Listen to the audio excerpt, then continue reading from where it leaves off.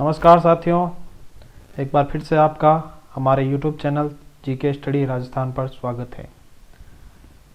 साथियों, आप सभी को पता है हम राजस्थान अध्ययन की पाठ्यपुस्तकों को कर रहे थे, जिसमें हम क्लास 6 की पाठ्यपुस्तक हमने शुरू कर दी थी और जिसके 3 चैप्टर हम कर चुके हैं।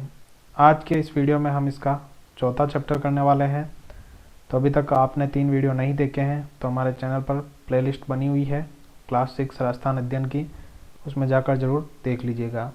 और अभी तक आपने चैनल को सब्सक्राइब नहीं किया है तो कर लीजिएगा, बेल आइकन को ज़रूर प्रेस कर लीजिएगा। राजस्थान में प्राचीन सभ्यता स्थल, आज का जो हमारा चैप्टर है वो है राजस्थान में प्राचीन सभ्यता स्थल। कौन सा चैप्टर है साथियों? राजस्थान में प्राचीन सभ्यता स्थल। शुरू करते हैं। मानव जब स्वयं के बारे में सोचना छोड़कर दूसरों के बारे में सोचना शुरू करता है तब वह समूह में रहकर कार्य प्रारंभ करता है। इसी से सभ्यता की शुरुआत होती है। समय के साथ सभ्यताएं विकसित होती है, किंतु समय परिवर्तन के साथ कुछ सभ्यताएं नष्ट भी हो जाती है, कुछ नया आकार बना लेती है। राजस्थान में भी ऐसी कई सभ्यताएं और संस्कृतियों के स्थल मरुस्थल और अरावली में नदियों के किनारे मिट्टी में दबे पड़े हैं। राजस्थान में मानव के प्रारंभिक क्रियाकलाप क्या थे, वे कब से प्रारंभ हुए, इसके लिखित साक्ष्य उपलब्ध नहीं है। जिस काल का लिखित इतिहास उपलब्ध नहीं होता है उसके बारे में उत्खनन से प्राप्त सामग्री के आधार पर ही जाना जा सकता है। उत्खनन से प्राप्त हुए प्राचीनतम साक्ष्यों में आवास स्थल, लकड़ी, अनाज, हड्डी और पत्थरों के अस्त्र शस्त्र और उपकरण प्रमुख है। चूँकि प्राप्त उपकरणों में पत्थर के उपकरणों की संख्या अत्यधिक है, अतः प्रारंभिक युग को प्रस्तर युग कहा गया है। साथियों, इस पैराग्राफ में हमें यह बताया गया है कि बहुत से ऐसे क्षेत्र हैं जो हमें खनन के दौरान प्राप्त होते हैं, लेकिन उन क्षेत्रों के बारे में कोई लिखित जानकारी हमें नहीं मिलती है। तब हम वहाँ से प्राप्त हुई सामग्री के आधार पर उसका जो है हम उसको देखकर, वहाँ से प्राप्त अलग अलग सामग्रियों को देखकर उसका विश्लेषण करके हम अनुमान लगाते हैं कि यहाँ ऐसा हुआ होगा, ऐसा हुआ होगा, यहाँ ये चीज़ें होती होगी, ये क्रियाकलाप वगैरह यहाँ होते हैं। ऐसा अनुमान हम वो देख के लगा सकते हैं। इससे अधिक जानकारी हमें उसके बारे में नहीं हो पाती है, क्योंकि वहाँ की कोई लिखित सामग्री हमें प्राप्त नहीं होती है।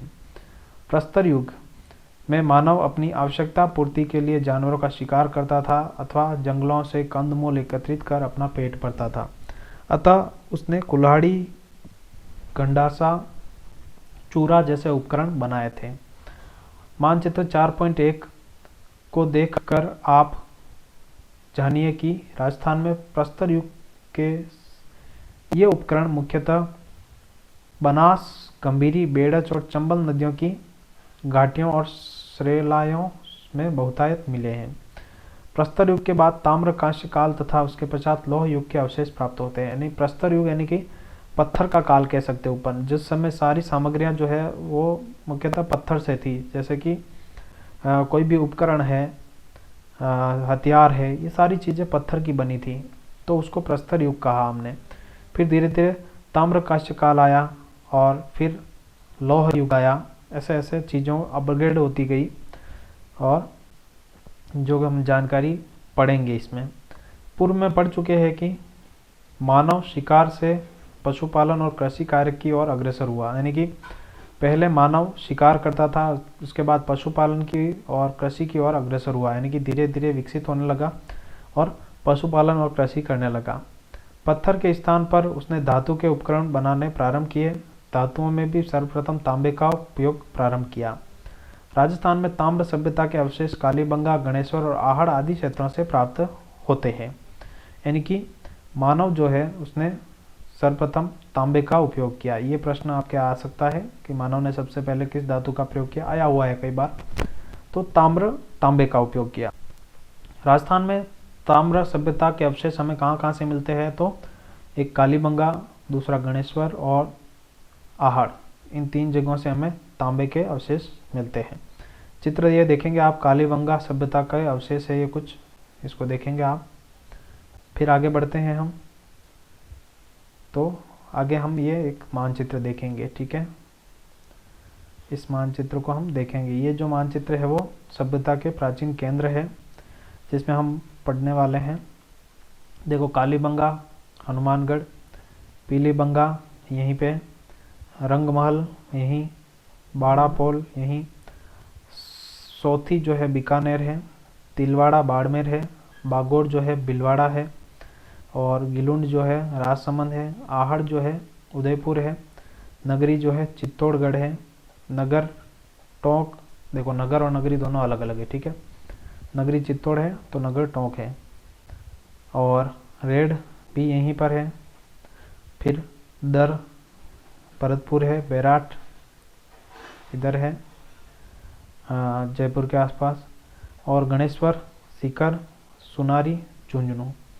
ये प्रमुख सभ्यता स्थल है जो किन किन राज्यों से संबंधित है। इस मानचित्र में आपको अच्छे से दिख जाएगा, स्क्रीनशॉट ले लीजिएगा आप इसका। आगे बढ़ते हैं, आगे देखते हैं हम। अब हम शुरू करते हैं कालीबंगा से।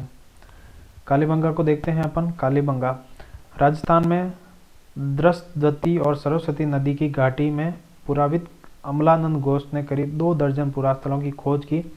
इनमें हनुमानगढ़ जिले में गग्गर नदी के किनारे स्थित कालीबंगा प्रमुख है। ध्यान रखिएगा, इंपॉर्टेंट चीज़ है। कालीबंगा कहाँ पर है? तो हनुमानगढ़ जिले में गग्गर नदी के किनारे पर स्थित है। कहाँ पर? हनुमानगढ़ जिले में गग्गर नदी। किसने खोज की? तो अमलानंद घोष ने, ठीक है। बाद में डॉक्टर बी लाल और बी के थापर के निर्देशन में यहाँ खुदाई हुई। अब यहाँ पर खुदाई किसके निर्देशन में हुई बाद में? तो डॉक्टर बी लाल और बी के थापर के निर्देशन में यहाँ पर खुदाई हुई, और खुदाई में यहाँ सिंधु सरस्वती सभ्यता काल का एक नगर मिला जिसके मकानों में ईंटों का प्रयोग किया गया है। ठीक, किस काल का नगर मिला? तो सिंधु सरस्वती सभ्यता काल का। और इसके मकानों में क्या मिला है? तो ईंटें हैं। मकानों में 4-5 बड़े तथा कुछ छोटे, 4-5 बड़े तथा कुछ छोटे कमरे होते हैं। ठीक है, यहाँ क्या होते थे? 4-5 कुछ बड़े और छोटे कमरे होते थे। बस्ती के गंदे पानी के निकास के लिए यहाँ लकड़ी व ईंटों की नालियाँ बनी हुई थी। ठीक है, लकड़ी की और ईंटों की नालियाँ थी। यहाँ चबूतरे भी मिले हैं जिन पर अग्निकुंड, वेदिकाएं बनी हुई। ये प्रश्न आया हुआ है परीक्षा में कई बार कि वेदिकाएं या अग्निकुंड कहाँ पर मिले हैं, तो आपको बताना है कालीबंगा में। संभवतः यह धार्मिक कार्यों हेतु प्रयुक्त होते थे। दूसरे टीले के उत्खनन में एक दुर्ग के अवशेष मिले हैं। कालीबंगा की नगर योजना सिंधु सरस्वती सभ्यता की नगर योजना के समरूप दिखाई देती है। इस क्षेत्र में नगर की प्राचीर के बाहर जोती हुई भूमि, कृषि भूमि के साक्ष्य भी मिले हैं। खुदाई में हमें गाय के मुख वाले प्याले, तांबे के बेल, कांस्य के दर्पण, हाथी दांत का कंगा, ये प्रश्न आया हुआ है, हाथी का कंगा कहाँ मिला था। मिट्टी के बर्तन, कांच की मणियाँ, खिलौने आदि प्राप्त हुए हैं। कालांतर में नदियों का पानी सूखने और मरुस्थल के बढ़ने से यह समृद्ध बस्ती उजड़ गई। कालीबंगा काफ़ी इंपॉर्टेंट है। यहाँ पर जो जो भी चीज़ें आई है वो आप नोट कीजिएगा, क्या क्या मिला है यहाँ से। प्रश्न परीक्षा में आपके ऐसा ही बनेगा कि कौन सी सामग्री जो है कालीबंगा से प्राप्त नहीं हुई है या प्राप्त हुई है, ऐसे प्रश्न आ सकते हैं। आगे देखते हैं आहड़ के बारे में, जिसको आगाटपुर भी कहा जाता है। उदयपुर के पूर्व में आहड़ बेड़च नदी, कौन सी नदी है? तो बेड़च या फिर आहड़, ठीक है। नदी के किनारे 2 टीले दिखाई देते हैं जिनको स्थानीय लोग धूलकोट कहते हैं। क्या कहते हैं स्थानीय लोग? धूलकोट। यह बस्ती पहले तांबावती के नाम से जानी जाती थी। ऐसा प्रतीत होता है कि तांबे के औजारों के निर्माण का केंद्र होने से यह नाम पड़ा। 10वीं या 11वीं शताब्दी में इसे आगाटपुर के नाम से जाना जाने लगा। किस नाम से? आगाटपुर। कब? 10वीं से 11वीं शताब्दी। यहाँ से प्राप्त मकानों की दीवारें पत्थरों एवं मिट्टी से बनी हुई हैं। देखिए, ध्यान रखिएगा, यहाँ पर जो मकान मिले हैं वो ईंटों से नहीं है, ठीक है, पत्थर और मिट्टी से बने हैं, जिसकी छत बांस और केलू से बनी होती थी। बड़े कमरों के बीच में बांस की परिधि पर मिट्टी चढ़ाकर उसे छोटे कमरों में, ओवरों में विभाजित किया जाता। देखो, जैसे आप अभी प्लाई वगैरह लगा के करते हैं ना, डिवाइड कमरों को, वैसे उस समय में भी ये लोग करते थे बांस से। मकानों में 4 से 6 चूल्हे, ये प्रश्न आया हुआ है परीक्षा में कई बार। 4 से 6 चूल्हे मिले हैं। ठीक है, प्रश्न आया हुआ है, ये कैसे आया मैं बताऊंगा अभी। जो संयुक्त परिवार का सामूहिक भोजन विधि के साक्ष्य, यानी कि संयुक्त परिवार के साक्ष्य कहाँ से प्राप्त हुए हैं, तो कहाँ से हुए हैं, अपने यहाँ से, आहड़ से।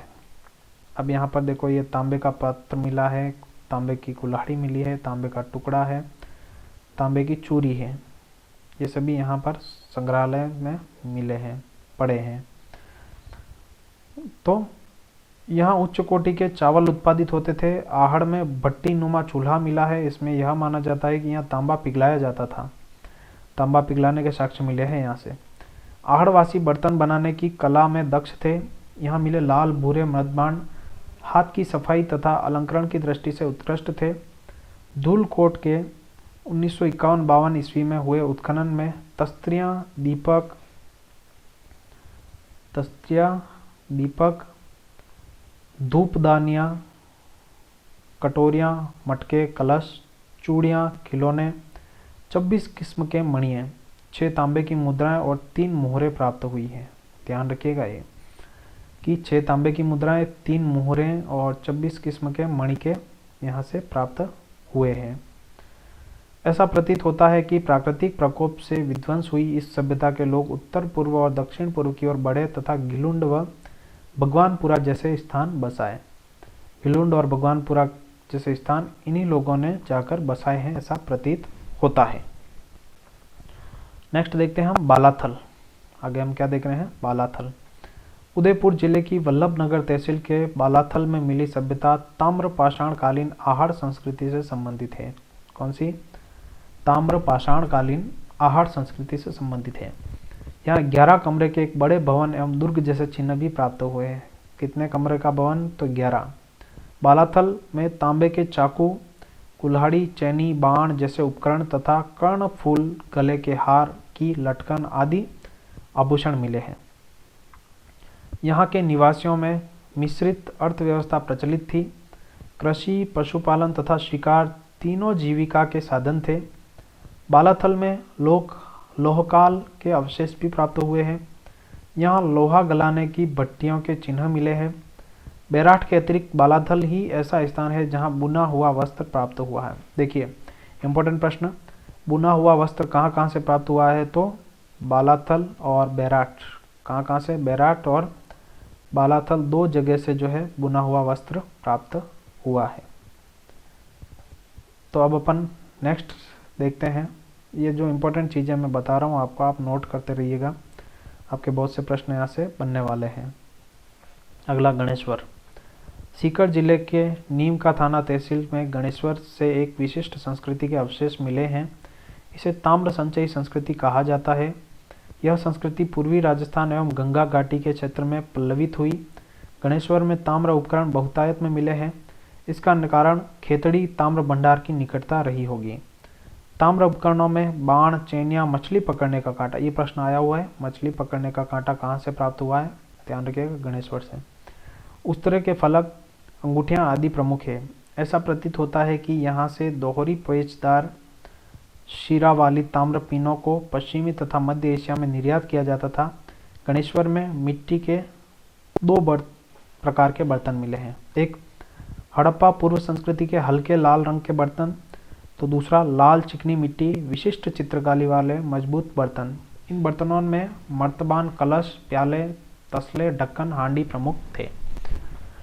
तो गणेश्वर एक इम्पोर्टेंट सभ्यता है। ये एक प्राचीन मुहर भी देख लीजिए आप, एक इम्पोर्टेंट सभ्यता है। यहाँ से कुछ इम्पोर्टेंट चीज़ें मिली है, आपको नोट करनी चाहिए। उस तरह के फलक मिले हैं, अंगूठियाँ मिली हैं, मछली पकड़ने का कांटा मोस्ट इम्पोर्टेंट, बाण मिले हैं और चैनियाँ मिली हैं। ये इम्पोर्टेंट चीज़ें हैं, आपको नोट रखनी चाहिए। आगे, आहड़ एवं गणेश्वर सभ्यताएं ताम्र पाषाण काल की थी, किंतु इनके ऊपरी स्तर पर लौह युग के अवशेष भी प्राप्त होते हैं। लौहकालीन इतिहास को जानने के लिए बैराठ, सांभर, बागोर, रेड आदि सभ्यता स्थलों के विवरण उल्लेखनीय है। देखो ये लौह युग की बात आ गई, ठीक है, कहाँ से, तो आहड़ एवं गणेश्वर सभ्यता थी तो ताम्र पाषाण कालीन, लेकिन यहाँ से लोहे के जो अवशेष भी प्राप्त हुए हैं। नेक्स्ट देखते हैं बेराट। तो उससे पहले आप देखिएगा, एक अशोक का बेराट से प्राप्त शिलालेख है ये, देख लीजिएगा किस प्रकार का है ये। समझ में आएगा नहीं, लेकिन देखने में क्या जाता है, देख लीजिए। अगला देखते हैं अपन आगे, बेराट। बेराट के बारे में देखते हैं। उदयपुर जिले में स्थित बेराट, उदयपुर नहीं सॉरी जयपुर जिले में स्थित बेराट कस्बा हर युग में सभ्यता संस्कृति का प्रमुख केंद्र रहा है। इसकी बीजक की पहाड़ी और भीम डूंगरी पुरातत्व की दृष्टि से महत्वपूर्ण है। महाभारत में इसका उल्लेख मत्स्य जनपद की राजधानी विराट नगर के रूप में हुआ है, जहां पांडवों ने अपने अज्ञातवास के अंतिम दिन व्यतीत किए थे। मौर्य काल में भी यह एक प्रमुख केंद्र था।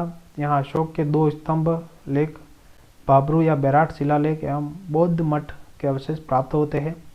यहाँ एक कमरे में 36 चांदी की मुद्राएं मिली। ये प्रश्न भी आया हुआ है, 36 चांदी की मुद्राएं मिली है, जिसमें से 8 पंचमार्क एवं 28 भारतीय यूरोपियन शासकों की है। ये प्रश्न इंपॉर्टेंट है, नोट कर लीजिएगा। आप अभी बता रहा हूँ, फिर मत कहना कि सर आपने बताया हमने लिखा नहीं। खुदाई में स्वास्तिक तथा त्रिरत्न चक्र के चिन्ह युक्त अलंकृत घड़े, दीपक, नाचता हुआ पक्षी, पत्थर की संदूकें, लोहे की कीले तथा हाथ से बना हुआ वस्त्र भी मिला है। यहाँ क्या मिला देखिए, हाथ से बना हुआ वस्त्र मिला है, लोहे की कीले मिली है और पत्थर की संदूकें मिली हैं। उपयुक्त स्थलों के अतिरिक्त राजस्थान में भीलवाड़ा जिले के बागोर, ओजियाड़ा, जयपुर में स्थित सांबर, जोधपुरा, टोंक जिले में स्थित नगर रेड, चित्तौड़ में नगरी, भरतपुर में नोह, जालोर में भीनमाल, राजसमंद में पचमता, गिलुंड आदि स्थल पाषाण, ताम्रपाषाण तथा ताम्र लोह काल की संस्कृति को प्रकट करते हैं। तो ये हमने राजस्थान की प्रमुख पुरातात्विक स्थलों के बारे में जानकारी देखी हमने। चित्र देख लीजिए, इसमें बेराट बौद्ध मठ के अवशेष दिख रहे हैं आपको। और ये चैप्टर जो है हमारा यहाँ समाप्त होता है। इसकी हम कुछ शब्दावली देखते हैं। तो उत्खनन यानी कि खुदाई है, मृदबान यानी कि मिट्टी के बर्तन है, पाषाण यानी कि पत्थर है और ताम्र यानी कि तांबा है। आई होप आपको समझ में आ रही होगी पाठ्य पुस्तक। बहुत से प्रश्न आपके बनेंगे यहाँ से। कुछ प्रश्न आपके लिए छोड़ रहा हूँ, उत्तर आप कमेंट करेंगे इनका। पहला, निम्न में से किस जिले में कालीबंगा स्थित है? दूसरा, अशोक का बाबरू शिलालेख निम्न में से कहाँ प्राप्त हुआ है? फिर ये रिक्त स्थान देख लीजिएगा आप। फिर इन प्रश्नों के भी अगर आप उत्तर देना चाहे तो स्वागत है आपका, आप ज़रूर कमेंट कीजिएगा। वीडियो आपको पसंद आ रहा है तो आप लाइक कीजिएगा, चैनल को सब्सक्राइब कर दीजिएगा और कमेंट कीजिएगा कोई भी डाउट हो तो। मिलते हैं आपसे नेक्स्ट वीडियो में, तब तक के लिए बाय। जय हिंद साथियों।